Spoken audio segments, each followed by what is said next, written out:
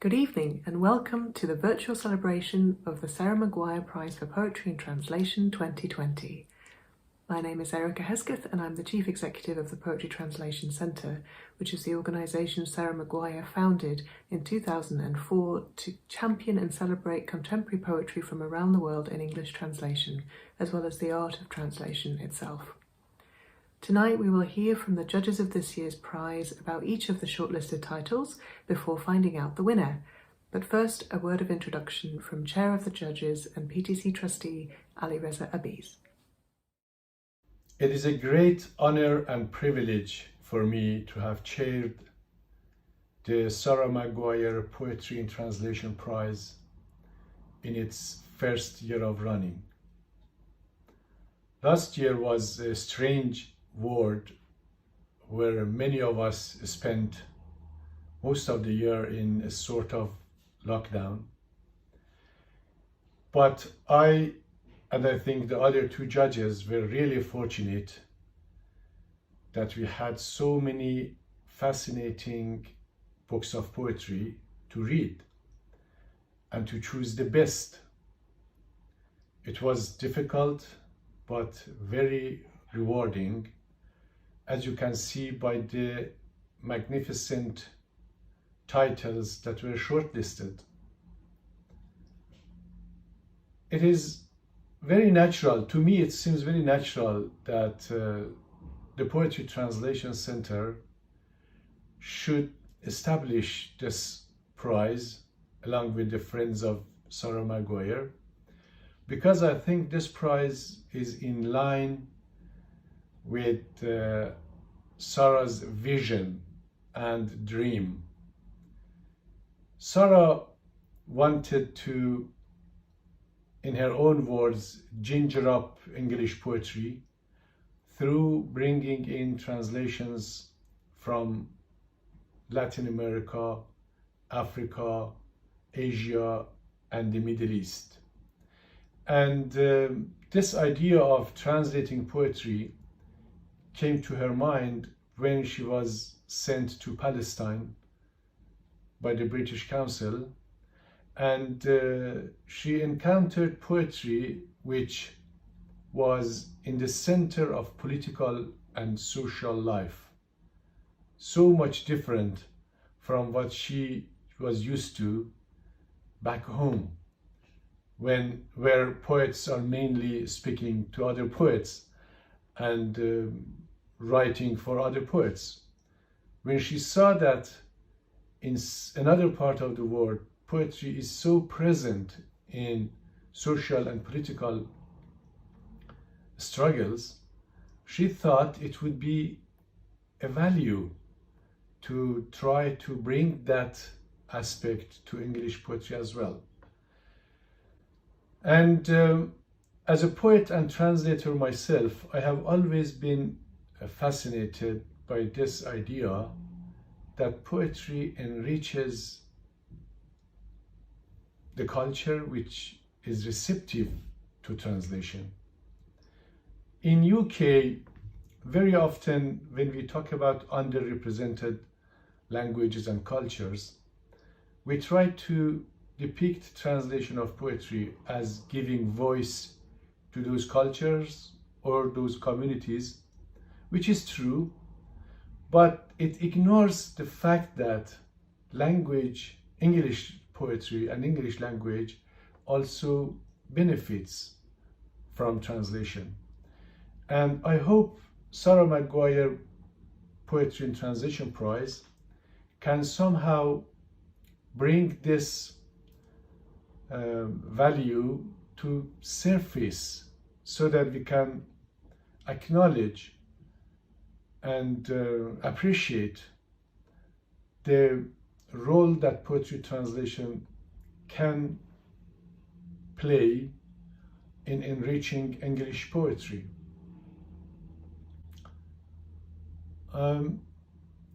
Another important factor is the role of translators. In literary translation, and particularly in translating poetry, the creative input of translators needs to be acknowledged and appreciated. Poetry is where language functions at its best. Therefore, translating poetry is difficult, mainly and mostly a labor of love. And for the same reason, it's valuable, because it's a valuable intellectual activity and a creative activity. Sarah Maguire Poetry and Translation Prize acknowledges this by sharing the prize money equally between the poet and the translator. And the aim is to emphasize the collaborative nature of poetry translation and the input, the creative input of translators as well as the poets. The judging journey was really fascinating. It was very rewarding for myself, and I'm sure for my co-judges. And I would like to congratulate the winner, as well as the shortlisted poets and translators, for the lovely poetry collections that they produced, and also the publishers who risked by bringing something which is not that much appreciated, but is truly, truly valuable. Thank you very much. Alireza was joined on the judging panel by poet and translator Leo Boix and translator and academic Hadjivayanis. We're going to hear from all three judges now, sharing their thoughts on the shortlist, and we're also going to see some clips of the shortlisted poets and translators reading from their work. My name is Hadjivayanis, and I'm one of the judges for the Sarah Maguire translation competition. And I think the first thing that we should probably say is, to me personally, all the books were amazing. It was so difficult to choose, and there were such good, strong translations. The language used was amazing, and so I have to say that first and foremost.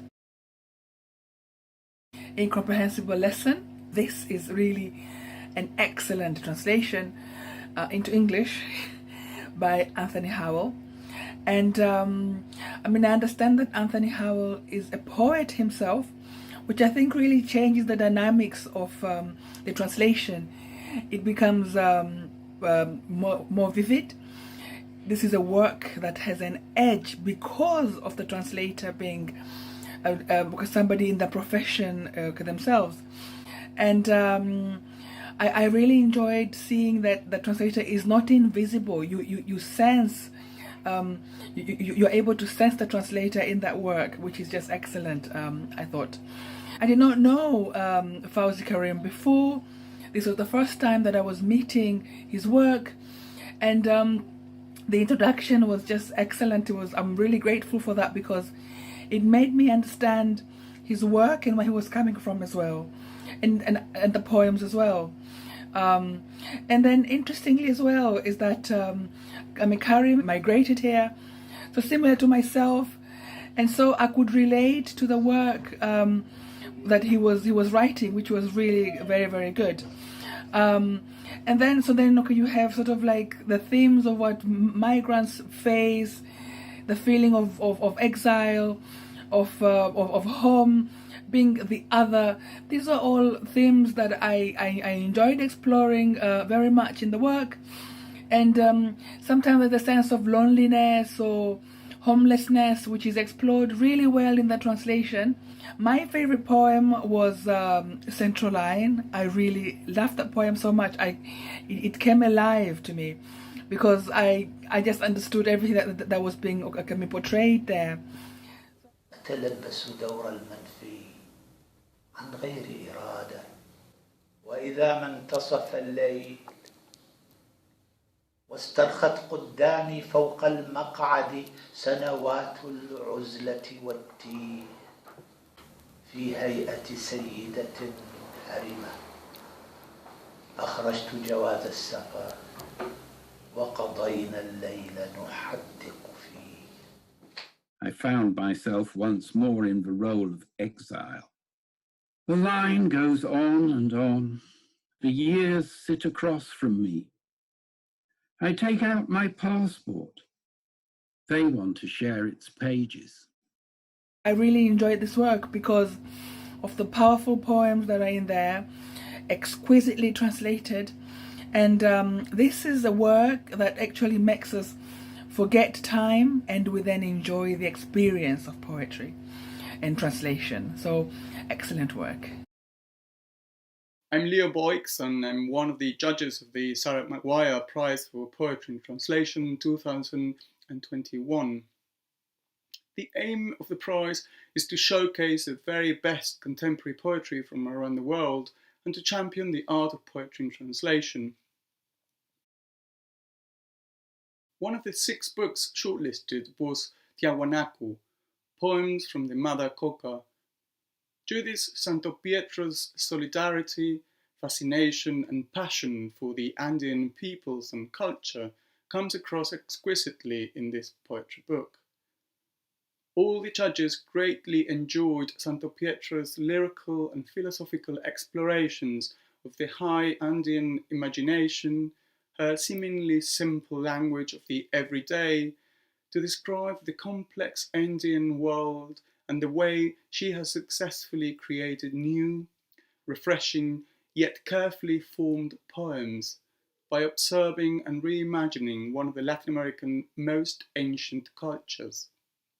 As the poet writes in her poem Puma Punku, initiating rituals. La estría de mi lengua, serpiente que se arrastra sobre la pampa, hiere la franja de una luz aguda. Desnuda en la orilla, con la carne que palpita en tundra, observo desde un monte con el espectro de mi ojo. The striations of my tongue, a serpent that slides across the grasslands, wounding the edge of a sharp light. Naked on the banks with flesh that pulses on tundra, I watch from the mountain with the specter of my eye. We were also very impressed by Ilana Luna's work as a translator and the way both poet and translator have worked together to bring this lucid and confident bilingual book to life. A remarkable book of poetry that grounds us in an Andean cosmovision of mountains, human stories, and millenary traditions. Hysteria by Kim Yidium stood out for me mainly because of the tone, the energy and the passion which shines through every line. This lively, confrontational, energetic, and at the same time down-to-earth tone in poems written about everyday life and the routine things that can happen to every one of us. There is a dark humor in most of the poems, and the range of sentiments from fury to laughter. The poet makes a very clever use of irony and also elements of surrealism. 팽팽해진 가죽을 찢고 여우든 늑대는 튀어나오려고 한다. 피가 흐르는데 빗자국이 달무리처럼 푸른 시트로 번져가는데 본능이라니 보름달 때문이라니 조용해라. 진리를 말하는 자여. 진리를 알거든 너만 알고 있어라. The leather in my body begins to strain. Is it a fox or a wolf? I'm about to pop. Flowing blood like the lunar halo, blood stains that bleed through blue sheets. You think that's instinctual? Because of the full moon? Shut your mouth. Truth-speaking woman, if you know the truth, keep it to yourself. I was not familiar with Korean poetry that much, and this was a very good introduction. The poet takes different personas, and very often the poems appear to be confessional, but at the same time they are making fun of the act of confession or render it just pointless. So altogether, I can say that this was a very exciting collection, and I think the other judges also had the same view about this. As with other shortlisted titles, translations are just magnificent. Thank you to the poet, to the translator, and to the publisher for bringing this magnificent work of poetry into English so that we can read and enjoy. A Boat to Lesbos by Nouri Al-Jarrah is this epic work that really takes us on this journey, and the journey is so vivid and so real. It's also contemporary. صوت. تريدينني في لباس الشهيد وفي ماء صمتك مستلقيا مشيئتك أنني زهرة في عروة القميص. Voice. I escaped death on death's carriage. The sky casts me with ripped wings to flounder in my blood, and in hers I flounder, and all I gain is absence.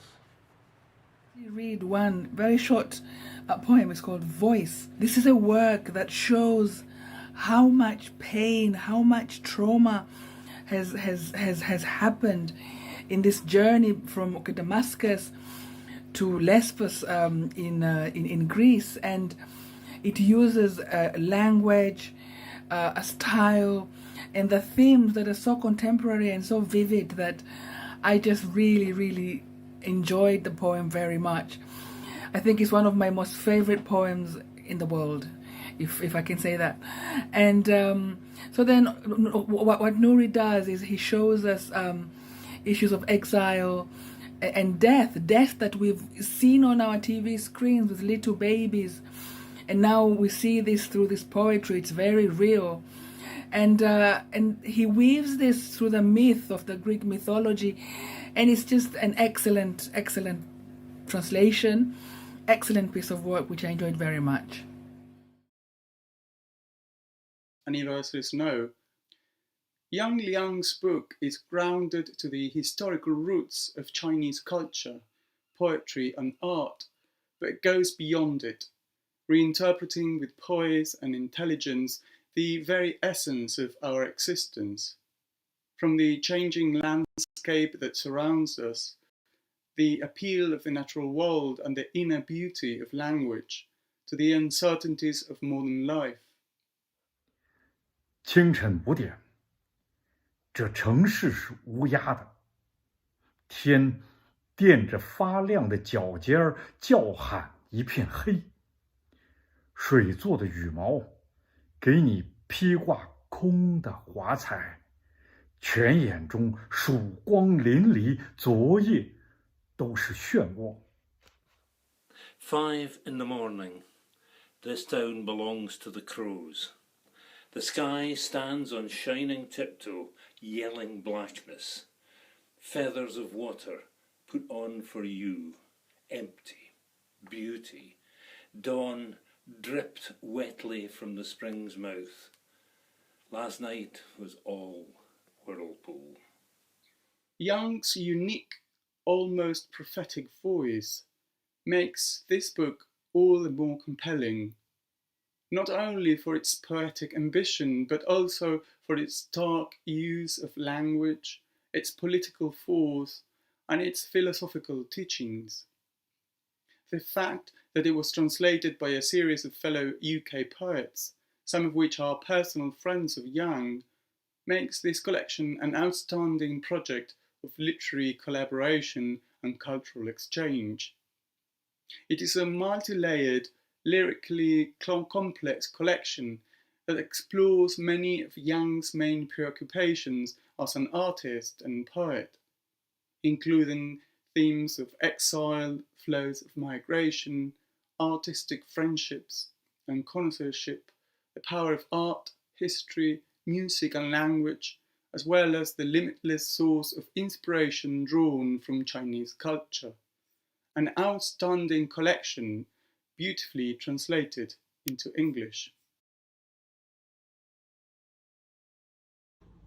Factory Girls by Takako Arai was one of the books that really fascinated me the first time I read it. And the more I read it, I understood why. It is a vivid depiction of women workers in Japan's textile industry and is an intense narrative about the factory environment, the machinery, the people who worked in the factory, and the post-industrial life in Japan. What was very interesting to me was the way that Arai is tackling the subject of her poems. She starts by writing about the machinery, and even many of the titles of the poems are the name of machines in the spinning and textile factory. 呼び出しが仕事だったんです。青リンボーの私の。My job as an operator was to call them out. 受話器を置いて高バサかけてジャンガンジャンガン力食器がぞめく中耳元へ背伸びしてさっちゃん電話 An inexperienced girl like me pick up the receiver, run to the factory floor, and amongst the noise of the looms, clickety-clack, clickety-clack, clickety-clack, stand up straight and shout into the women's ears, Sa-chan, telephone! And then goes on to describe, to go beyond the machine and describe the feelings and the emotions of the people who operated the machines, or who repaired them, or who touched them. And the influence of this machinery and the working environment on their lives, which is very, very often permanent. So 30 years after the factory is closed, you can still see that the women who worked in that factory are still in connection with their factory environment. And this is very important. The relationship of mankind and machinery and work has always fascinated imaginations. And as they say, man, one definition of mankind is that man is a tool-making animal. And in this book, we can see the relationship of human beings, in this case, women, factory girls, with the machinery that they operate. Translation of this book, as in this case of other shortlisted titles, was also excellent. So you can read them as English poetry, and I think this is the best achievement that any translation can hope for. It is a work of collaboration, and it manifests the value of collaboration in translating poetry in the best way. I want to congratulate Takako Arai and her translators for bringing, and the publisher for bringing us this magnificent book. And now, without any further ado, the moment we've all been waiting for, the winner of the Sarah Maguire Prize for Poetry and Translation 2020. The judges unanimously decided that the Anniversary Snow is the winner of the Sarah Maguire Prize for Poetry in Translation. So you have won.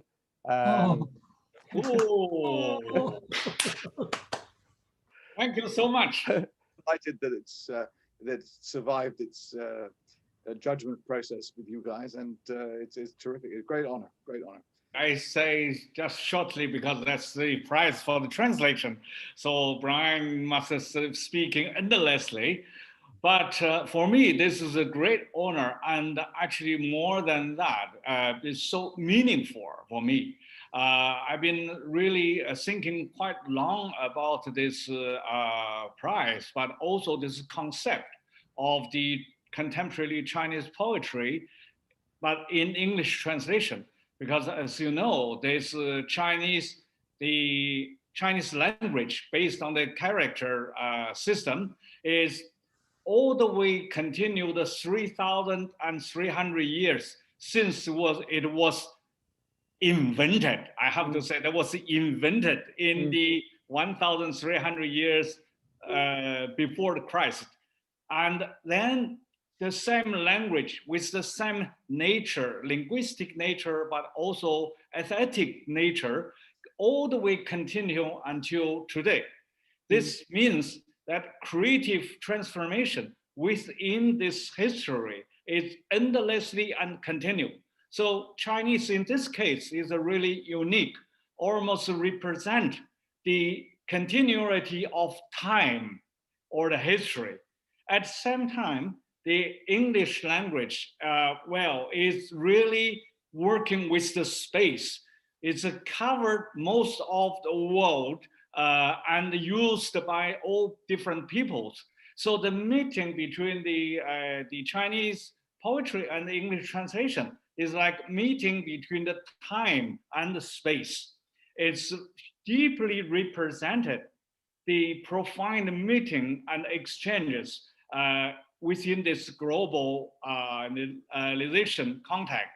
At the same time, I feel so wonderful because not only I'm a poet and we are working on poetry, but poetry itself is really represented this profound and professional exchange and meeting. This prize is so wonderful. And of course, this is a great recognition and confirm for the long journey Brian and I have been long march, let's say, at least 25 or more years.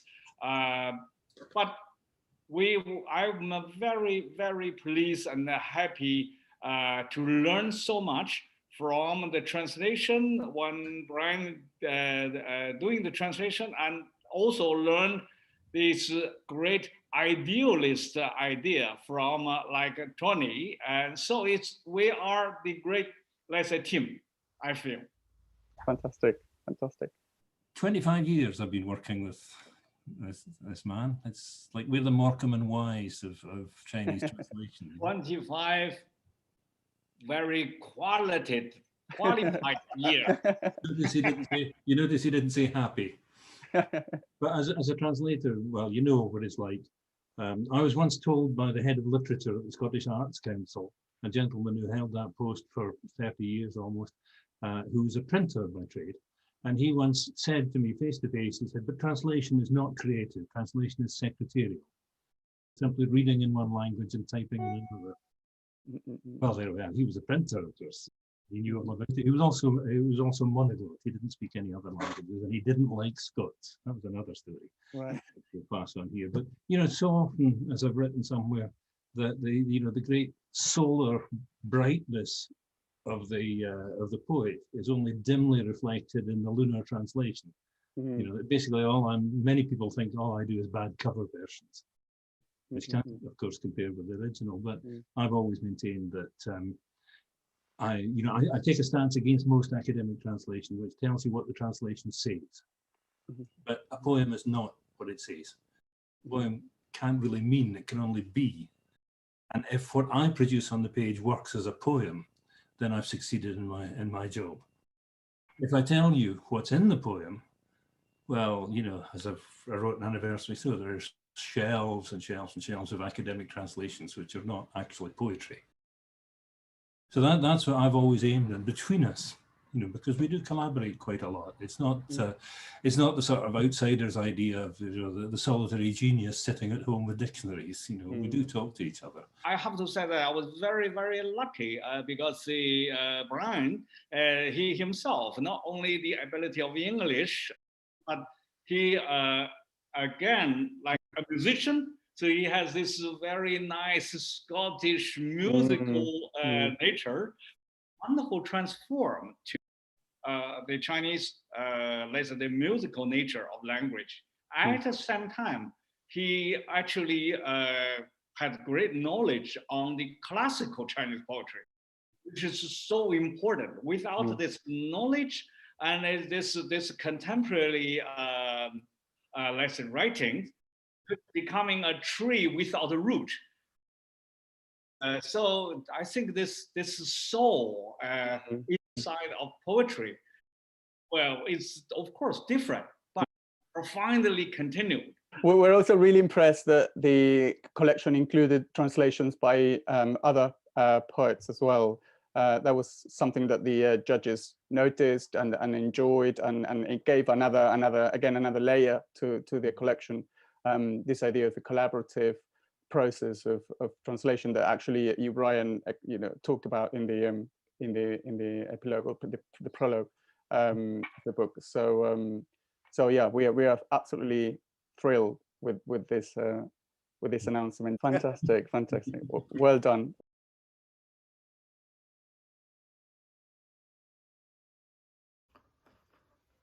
维罗纳的雨声，每一滴小小的、透明的心形都会碎，与朱丽叶无关的碎。每块粉红色大理石插着剑，诺言湿漉漉降了半旗。游客懒洋洋的，午餐也是。插尖上一小片肉对称于脚下的流水，伞像支眉笔，扫着云。在维罗纳，谁不会忧郁？谁没被初恋洗得醉醺醺？雨声的叠字让成对的肉体更黏。叠韵再发明一个吻，广场上淅淅沥沥的叠句，把你放在我对面，那儿就是阳台。天空的铁梯子有命运的慌乱，鱼骨听你说来呀，发白呀。我们这只梨总是刚从影子里剥出的，也只把最有味的爱给影子。诗在我对面，比但丁高一点，某群居正晕眩的抽出血丝，比石雕的鹰眼高一点，某纤小，某粉红，微露脚趾。声音的玻璃鞋毁灭般轻盈，从一滴飞踩上另外一滴。雨声是雨的影子，只一瞥，这场雨就得永远下，这首诗就得像一笔债，用毕生偿还。当我里面的空渴望着加倍，你就被丢在爱情中间。一只铜乳房任男孩们放肆抚弄，一个快门烧焦，天堂的现在不进行时。用尽了鲜艳，却还鲜艳着。雨中的但丁中学生似的痴迷，被罂粟花小小的器官逼着爱上温柔的缺陷的知识。缺陷引领一首诗，向上不会完美的驱策你完美，余生教我聆听不在的维罗纳。人都是开采已尽的，唱过，吻过，死过，写过，在一座舞台叠入彼此背诵的时代，台词包扎起伤口，无视缺陷，何来诗？爱播出一个难忍的陌生的我，光速下石头会呼吸，你的眼神划过，云纹在肉身里发苦。我已是几乎至诚的接到那口信儿，某流入某场音乐会，随着血色素细细摆放的碎，没有退路，朝向你升起。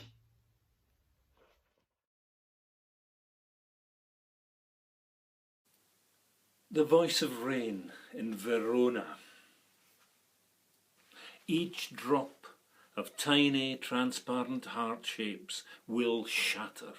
Fragments that have nothing to do with Juliet, every bit of pink marble, arrow-pierced, a promise that falls, dripping to half-mast.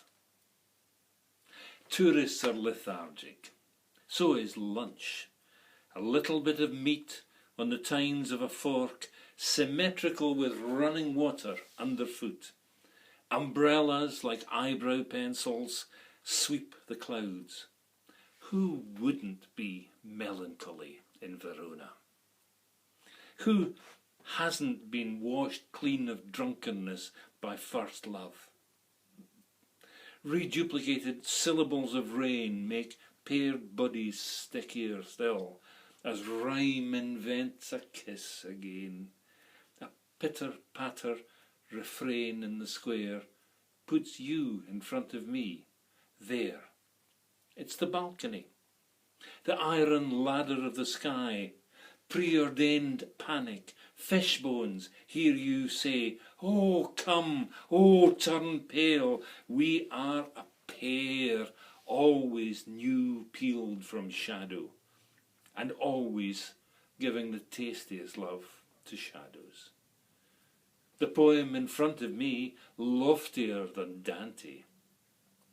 Some skirt, pulling out the drizzling rain, higher than the carved stone eagle's eye. A certain delicacy, a certain pink, toes hardly shown, glass slipper of voices elegant as destruction. Tread in flight, on one drop and another. The voice of rain is rain's shadow. Just one glimpse. This shower must be forever falling.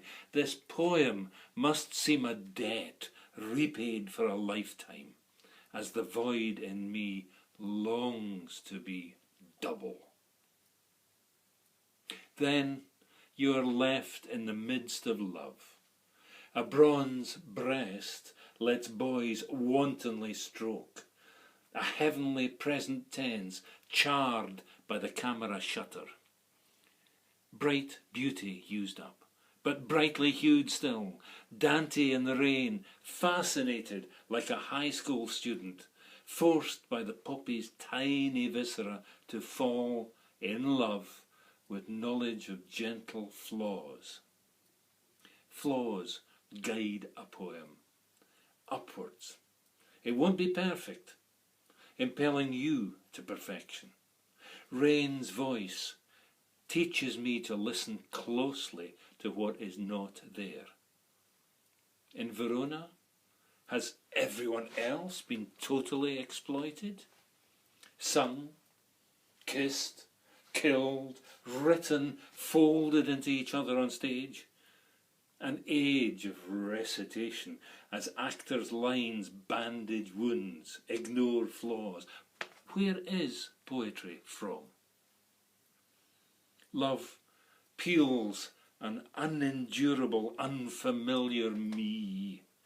Stones will breathe in rays of light. Your gaze has slid over moire clouds, turns bitter in my flesh. I'm now almost manufactured. Got the message. A certain outward flow in a certain concert of music, shattering plainly arranged fragments of hemoglobin. No way back. Facing your rise. Reading poetry of other nations and other cultures is probably the best way to connect with other human beings in the deepest level, because poetry carries the innermost emotions and feelings, as well as the intellectual endeavors of other cultures. And by reading poetry of other nations, we can feel their pains, their sufferings, their love, their way of thinking and their lifestyle, and we can understand them. And this is very important, especially in this day and age, where the superficial media depictions of other nations is so damaging to the word peace and harmony. Huge congratulations to Yang Lian and to Brian Holton with Bill Herbert, Elle Lee, Liang Li Jin, Pascal Petit, Fiona Sampson, George Surtees and Joshua Weiner. Now, all that remains for me to say is a huge thank you to everybody who has made the Sarah Maguire Prize possible in its first year. First and foremost, the estate of Sarah Maguire, the family and friends and colleagues of Sarah who supported the prize from the very beginning, the British Council, the Garrick Charitable Trust and the Golsoncott Foundation for generous grants, and the PTC's own core funding partner, Arts Council England.